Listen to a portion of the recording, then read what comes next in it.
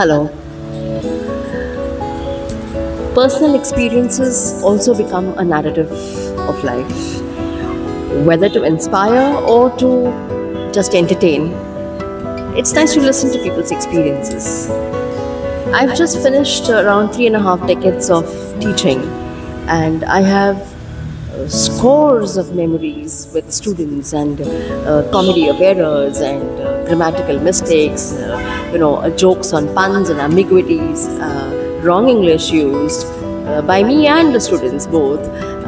And it's such a beautiful album when I go back and I try to recollect what happened and when and who.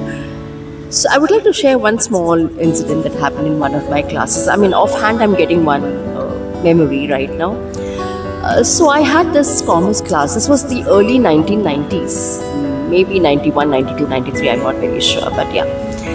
So I had this class, a commerce class, and commerce classes are usually hyperactive. They are not really very interested in academics.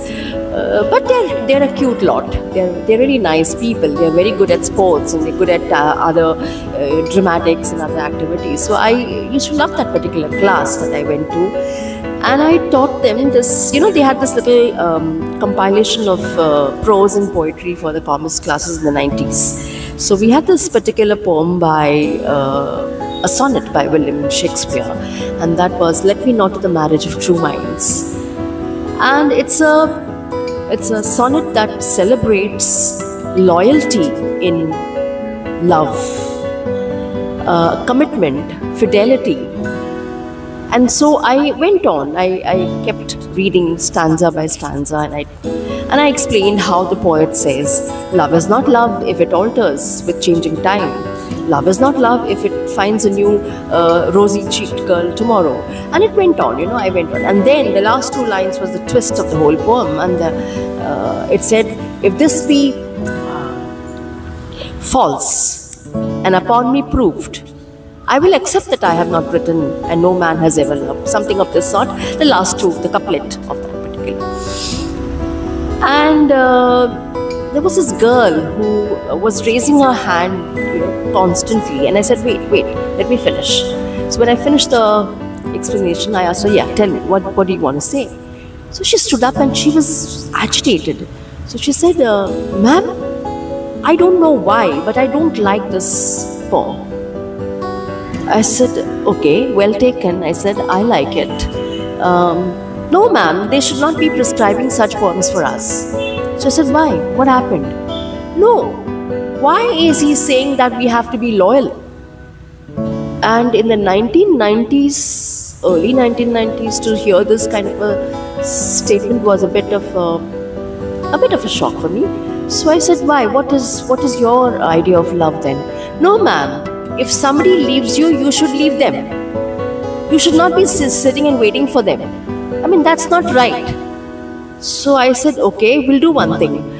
For the time being, we'll accept Shakespeare's, views on love. We'll write it for the exams this way, and let's discuss maybe in something like a debate we can have in class, and we'll discuss about what is love.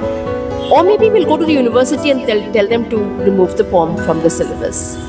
"No, ma'am, I don't really like this poem, and I'm not going to study this poem, and I think my class also should not study this poem."